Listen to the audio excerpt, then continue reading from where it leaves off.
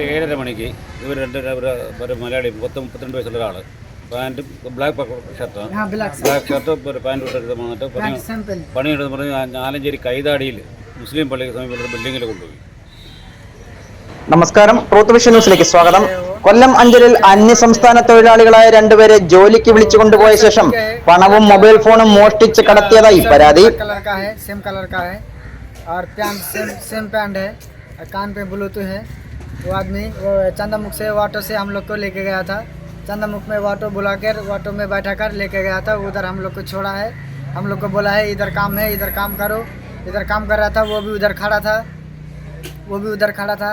हम लोग को बोलो पानी चाहिए, पीने का पानी चाहिए। मैं बोला पानी चाहिए। मैं बोला ठीक है, हम तुम लोग काम करो, मैं पानी लेकर आता हूँ, ऐसा बोला। हम लोग काम करते रहा। वो ऊपर से गया और नहीं आया। आधा घंटा 15 मिनट उसको देखा, नहीं आ रहा है। तो हम लोग सोचा जे कुछ बैग में है कि नहीं है, ऐसा सामान देखने के लिए गया तो सामान कुछ भी नहीं है। मोबाइल भी नहीं है, फ़ोन भी नहीं है, पैसा भी नहीं है, बीड़ी भी नहीं है, कुछ भी नहीं है। അഞ്ചൽ ചന്തമുക്കിൽ പതിവ് പോലെ തൊഴിൽ തേടി നിന്ന രണ്ട് അന്യസംസ്ഥാന തൊഴിലാളികളെയാണ് തിങ്കളാഴ്ച രാവിലെ 8 മണിയോടുകൂടി ഒരാളെത്തുകയും ജോലിക്ക് വിളിച്ചുകൊണ്ടുപോവുകയും ചെയ്തത്. അഞ്ചൽ കൈതാടിയിൽ നിർമ്മാണം നടക്കുന്ന കെട്ടിടത്തിൽ എത്തിച്ച അന്യസംസ്ഥാന തൊഴിലാളികളെ കൊണ്ട് സിമന്റ് കട്ട കെട്ടിടത്തിന്റെ 3ാമത്തെ നിലയിൽ എത്തിക്കാനാണ് നിർദ്ദേശിച്ചത്. തൊഴിലാളികൾ ജോലിയിൽ ഇടപെട്ടു നിന്ന സമയത്താണ് പണിസ്ഥലത്ത് വെച്ചിരുന്ന തൊഴിലാളികളുടെ 2 മൊബൈൽ ഫോണും 1500 രൂപയും ആധാർ കാർഡ് ഉൾപ്പെടെയുള്ള രേഖകളുമായി ജോലിക്ക് വിളിച്ചുകൊണ്ടുപോയ ആൾ മുങ്ങിയത്.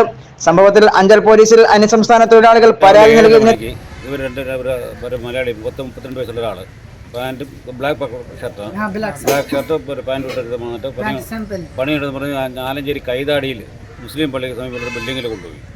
അവിടെ കൊണ്ടുപോയിട്ട് കുറേ കട്ടകൾ വലിയ താഴെ ഇരിപ്പുണ്ട്. ആ കട്ട വർക്കി മേളിൽ കൊണ്ടുപോകാൻ പറഞ്ഞു. അടുത്ത ലോഡറിനെ വരുമെന്ന് പറഞ്ഞു. ഈ പാവപ്പെട്ടവർ ഈ കട്ട വർക്കി മേളിൽ കൊണ്ടുപോയ സമയം കൊണ്ട് അവരുടെ മൊബൈലും അതിനകത്തുള്ള റെക്കോർഡുകളും 1500 രൂപ അടിച്ചുകൊണ്ട് പോയി. 2 മൊബൈലുണ്ട്. 20,000 മൊബൈൽ, 15,000 മൊബൈലല്ലേ, ഇതൊന്നും അടിക്കൊണ്ട് പോയി. അവരിപ്പോൾ ഒരു നിവൃത്തിയില്ലാതെ നിൽക്കുകയാണ്. പോലീസ് സ്റ്റേഷനിൽ കംപ്ലയിൻറ്റ് കൊടുത്തിട്ടുണ്ട്.